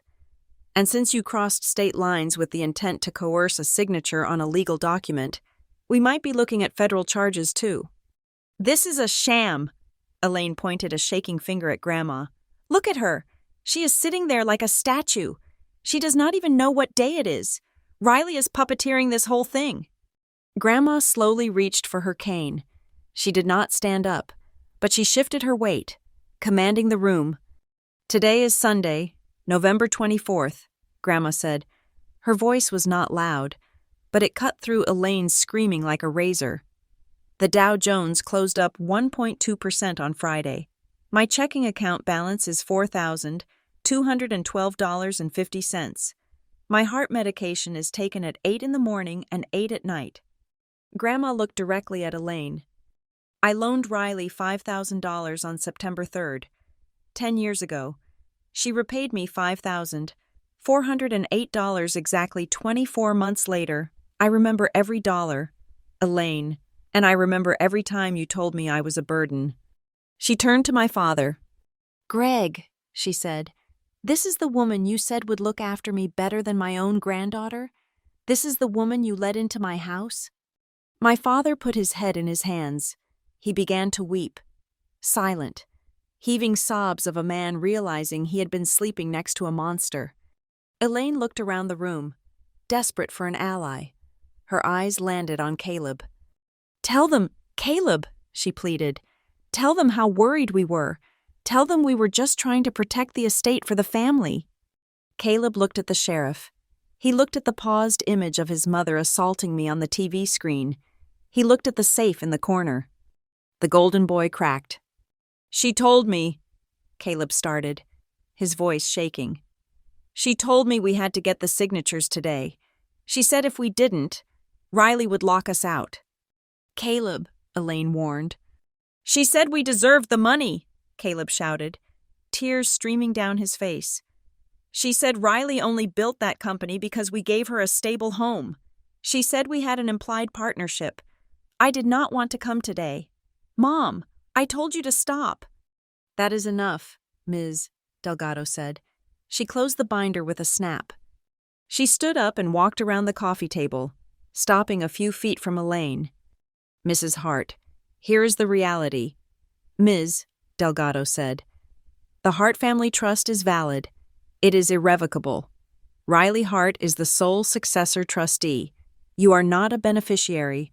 You are not a guardian. You are a trespasser who has just provided us with video evidence of assault and attempted extortion. Ms. Delgado handed a document to Elaine. Elaine took it, her hands trembling so hard the paper rattled. This is a formal notice, the attorney said. If you file any motion in probate court, if you attempt to contact Margaret Hart again, or if you post one more defamatory lie on social media, we will release that video to the district attorney and file a civil suit for damages that will take every penny you own, including your real estate agency. Elaine looked at the paper, then she looked at me. The hate in her eyes was still there, burning bright, but it was dimmed by fear. She looked at the safe, then at the sheriff, and finally, she sank back onto the sofa, defeated. The room was silent, save for the hum of the television and my father's quiet weeping. Get out, Grandma said. It was not a scream. It was a simple, factual statement. Get out of my house, Grandma repeated, and take your son with you. Elaine stood up. She did not look at my father. She did not look at Caleb. She grabbed her bag, her knuckles white, and walked to the door. She paused at the threshold, looking back at me one last time. You think you won, she whispered. I did not win, I said, touching my bruised cheek. I just stopped losing. You would think that a video of someone committing assault while demanding financial compensation would be enough to stop them. You would think that shame, or at least self-preservation, would kick in. But I had learned the hard way that Elaine did not operate on shame. She operated on the belief that if she screamed loud enough and long enough, the universe would eventually just give her what she wanted to make her shut up. Elaine did not retreat. She doubled down. 3 days after the disaster at the farmhouse, I was served with a lawsuit. It was not a small claims filing. It was a scorched earth petition filed in the county superior court. Elaine had retained a new attorney, a man named Mr. Vance, who was known in the state for high-conflict civil litigation. The lawsuit claimed three things. First, that I had exerted undue influence over a vulnerable adult to hijack the Hart family trust. Second, that Elaine and Caleb, by virtue of their years of living in the family orbit, had an implied partnership in the estate. And third, the part that made my blood run cold, that because Grandma's initial loan of $5,000 had seeded Cyphernest, the family estate, and by extension Elaine, was entitled to an equity stake in my company. They filed an emergency motion for a temporary restraining order to freeze not just Grandma's assets, but the operational accounts of Cyphernest Labs until ownership could be determined. It was a death blow aimed straight at my payroll. If a judge froze my accounts, I could not pay my engineers. If I could not pay my engineers, my contracts with the banks would void. Elaine was willing to burn my company to the ground just to rule over the ashes. We did not sleep for 48 hours. Ms. Delgado called in a favor and brought on a corporate litigation specialist. Together, we built a wall of paper. We attached the revocations. We attached the trust documents. We attached the forensic timeline of my company's financials showing that Grandma's loan was repaid years ago. And, as Exhibit A, we attached the dashcam footage. The hearing was set for a Tuesday. The county courthouse was packed. In a town like Maple Ridge, a feud involving the wealthy Hart family, a tech CEO, and a scandalous assault allegation was better than cable television. I saw neighbors, former teachers, and even a few reporters from the city sitting in the gallery. I walked in flanking Grandma. She refused a wheelchair. She walked with her cane. Her steps slow but deliberate, wearing the same navy blazer she had worn the day she opened the door to the sheriff. I sat between her and Miss Delgado at the defense table, across the aisle. Elaine sat in a soft pastel cardigan, dabbing at dry eyes with a tissue. Caleb sat next to her, looking at his shoes. My father was notably absent. Mr. Vance, Elaine's attorney, opened with a performance that would have won an award on Broadway. "Your Honor," he boomed, pacing in front of the bench, "this is a simple case of a tech-savvy predator exploiting a confused, elderly woman. Riley Hart used her skills to isolate her grandmother, to cut off the devoted stepmother who bathed her and fed her, and to rewrite a will in the dark of night. We are looking at a digital elder abuse case disguised as estate planning." He projected an image onto the courtroom screen. It was a grainy photo from 3 years ago showing Elaine pushing Grandma in a wheelchair at a hospital entrance. "Look at this devotion," Mr. Vance said. "Does this look like a woman who deserves to be cut out of the family legacy, or does it look like a victim of a greedy granddaughter?" I felt the eyes of the gallery boring into my back. It was a compelling narrative. Then, they made the mistake of calling Grandma to the stand. "Mr. Vance approached her gently, using the tone one uses with a toddler or a golden retriever. "Mrs. Hart," he cooed, "I know this is overwhelming. Can you tell the court what day it is?" Grandma adjusted the microphone. She looked at the judge, then at Mr. Vance. "It is Tuesday, December 2nd, she said clearly, "and if you are trying to establish competency, you might want to ask me something harder than the calendar." A ripple of laughter went through the gallery. Mr. Vance stiffened. "Very well," he said, his voice hardening. "Let us talk about the trust. You signed these documents on November 14th. Did you read them?" "I read every page," Grandma said, "and I asked Ms. Delgado to define the term fiduciary twice to be sure I understood Riley's obligations." "But Riley told you to sign them, didn't she?" Vance pressed. "She told you Elaine was stealing from you. She made you paranoid." "She showed me the bank records," Grandma corrected him. "And I am not paranoid, young man. I am observant. I signed those papers because for 10 years I watched my daughter-in-law treat my bank account like her personal allowance. I changed the trust because I wanted my legacy to go to the person who built something, not the person who waited for me to die." Mr. Vance tried to pivot. "But surely, Mrs. Hart, You intended for the farm to stay in the family? Elaine has lived there. Elaine has lived in my son's house down the road. Grandma cut him off. She has never lived in my house, and as of 3 weeks ago, she is not welcome on my property. The judge, a stern woman with gray hair pulled back in a tight bun, made a note on her pad. She looked at Grandma with something approaching respect. When it was my turn to take the stand, the atmosphere shifted. Mr. Vance came at me like a bulldog. "Ms. Hart," he sneered, "your company, Cipher Nest, is valued in the millions, correct?" "That is the current valuation, yes," I said. "And you started this company with money given to you by your grandmother." "Loaned," I corrected. "I received a loan of $5,000. I signed a promissory note. I repaid it with 4% interest 2 years later. Here is the canceled check and the release form." I held up the documents. Ms. Delgado entered them into evidence. "But without that money," Vance argued, "you would not have a company. The family planted the seed. The family deserves the harvest." I looked him in the eye. "My grandmother planted the seed. Elaine tried to pave over the garden. There is no family entity on my incorporation papers. There is just me." "And the spyware?" Vance asked, dropping his voice to a theatrical whisper. "You installed cameras? You monitored your grandmother's internet usage?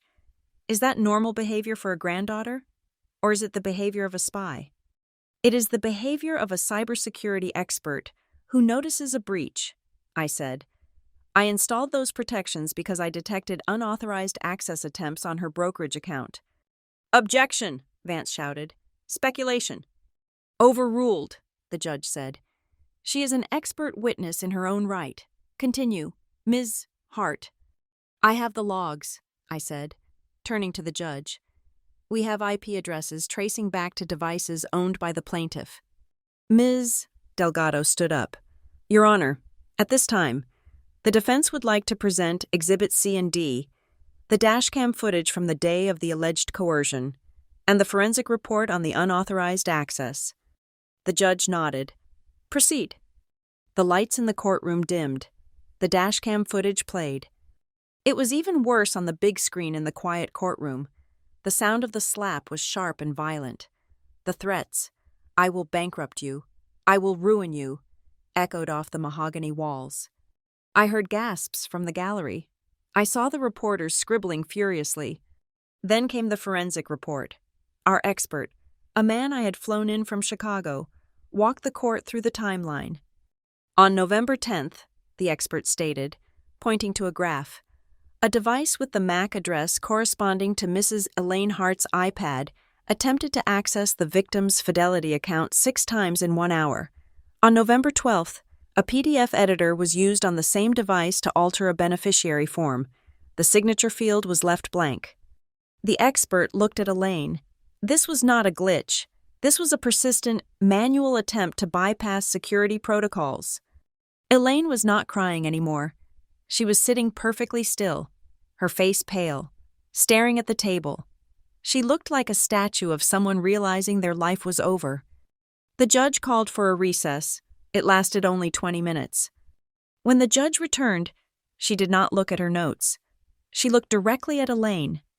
"In 20 years on the bench," the judge began, her voice ringing out in the hushed room, "I have seen many family disputes, but I have rarely seen a case where the plaintiff comes to my court with unclean hands and demands a reward for it."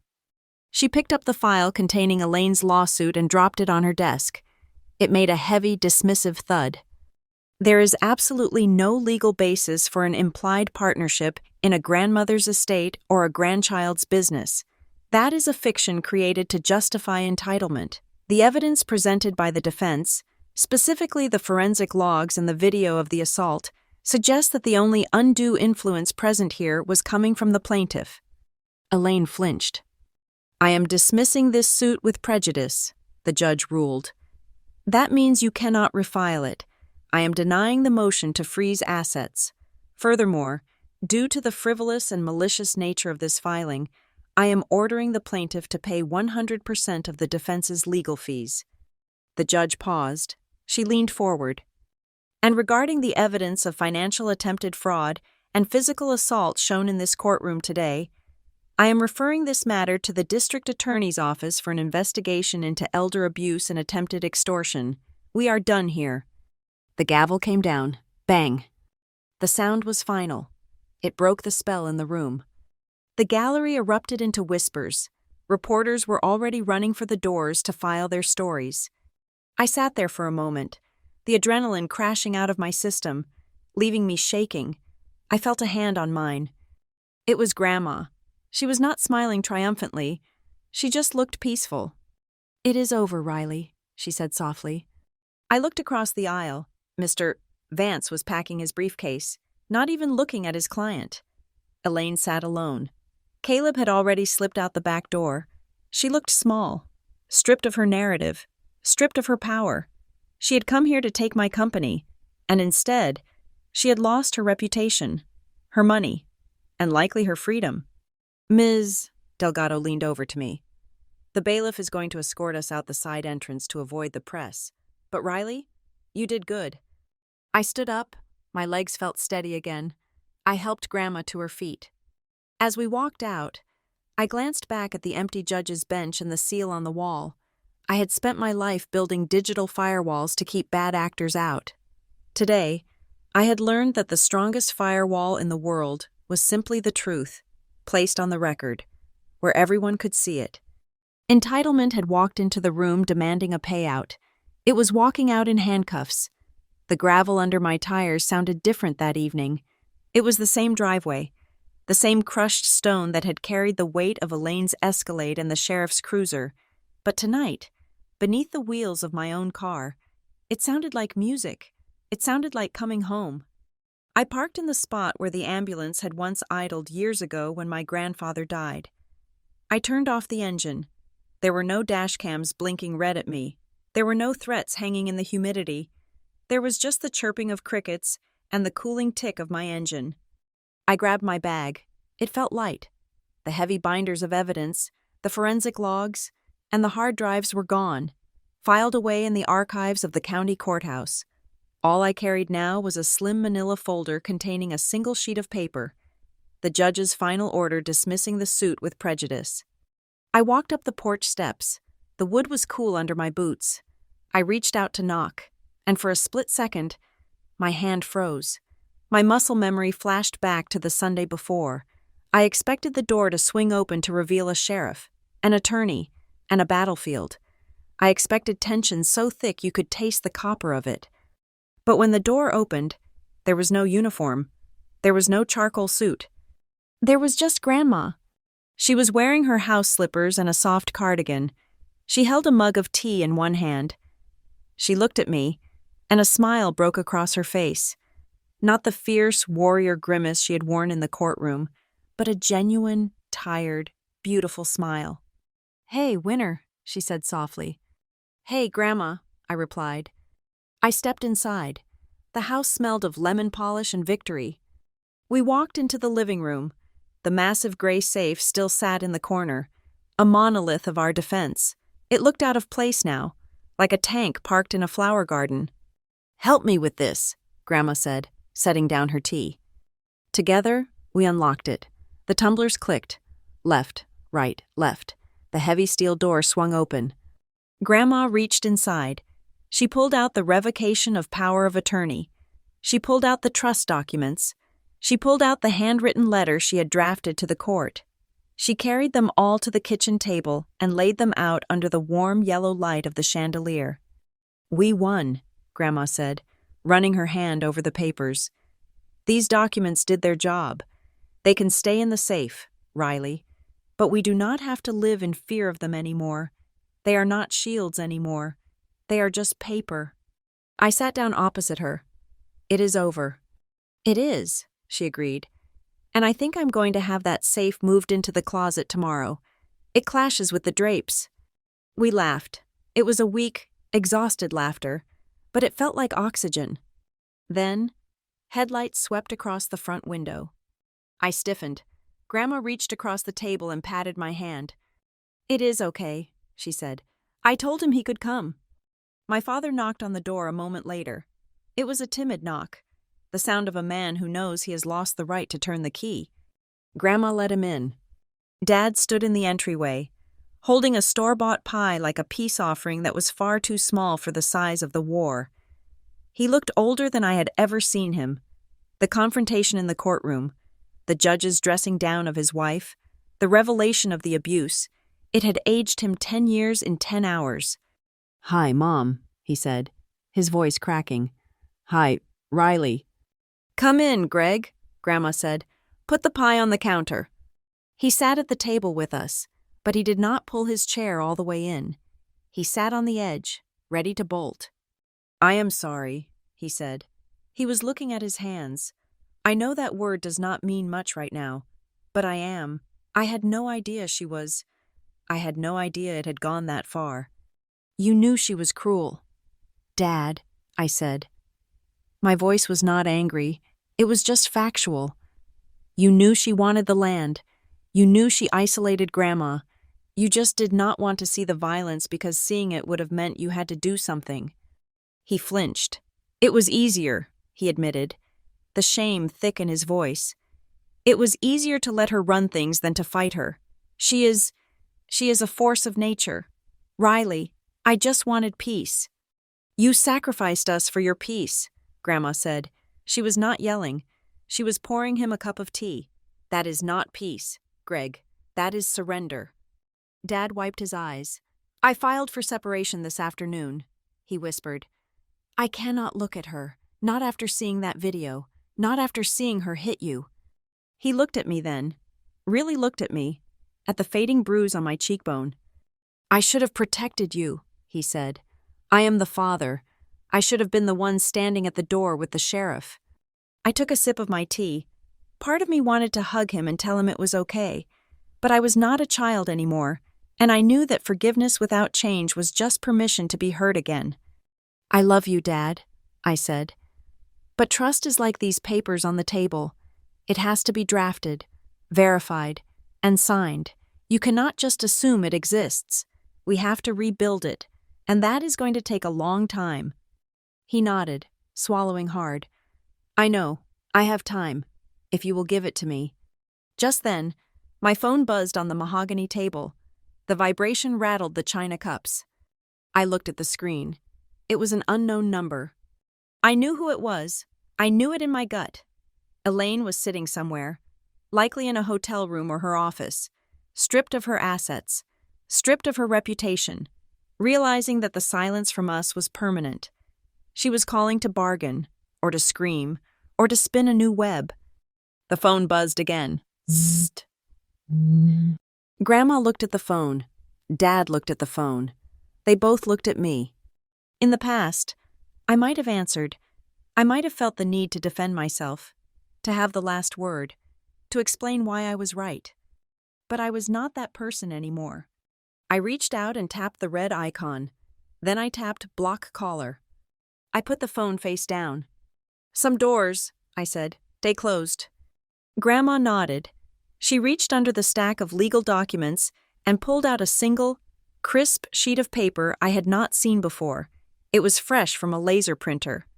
"Speaking of doors," Grandma said, her eyes twinkling with a new kind of energy, "I had Mr.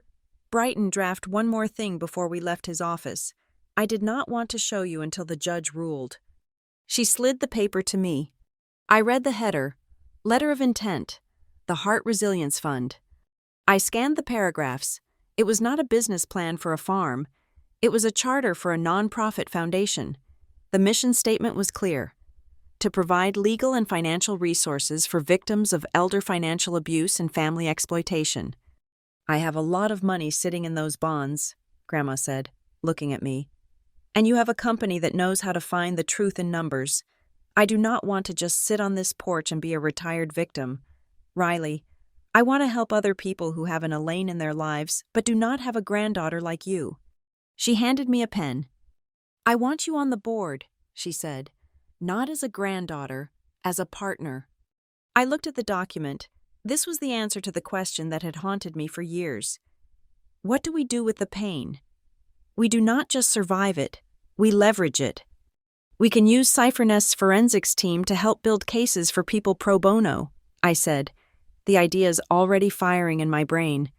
We can partner with Mr. Brighton to offer legal clinics. Exactly, Grandma said. Elaine wanted to take this family's legacy and turn it into a vacation home. We are going to turn it into a shield for other people. I uncapped the pen. My hand did not shake. I signed my name next to hers. It was the most important signature of my life. It was a declaration that the empire Elaine tried to steal would now be used to destroy people like her. We finished our tea. Dad washed the cups, a small act of service that felt like a beginning. It was late when I finally stood up to leave. The adrenaline crash was finally hitting me, leaving my limbs heavy. I will lock up, Dad said to Grandma. I will stay in the guest room tonight, if that is okay, just to make sure, just to be here. That would be nice, Greg, Grandma said. Grandma walked me to the front door. The house was quiet around us, settling into the night. We stood at the threshold. The porch light was on, casting a warm yellow glow onto the driveway. The shadows of the cornstalks danced in the breeze, but they did not look like monsters anymore. They just looked like corn. Grandma leaned against the doorframe, her cane resting lightly on the floor. She looked at me with a fierce pride. You drive safe, she said. I always do, I replied. I stepped out onto the porch. The air was cool and clean. I paused and looked back at her. She was framed by the light, a woman who had refused to be erased. Grandma? Yeah, honey? Thank you for opening the door, I said. She smiled. Thank you for knocking. I walked down the steps to my car. I opened the door and slid into the driver's seat. I looked up at the house one last time. The last time I crossed this threshold, I was something they thought they could own.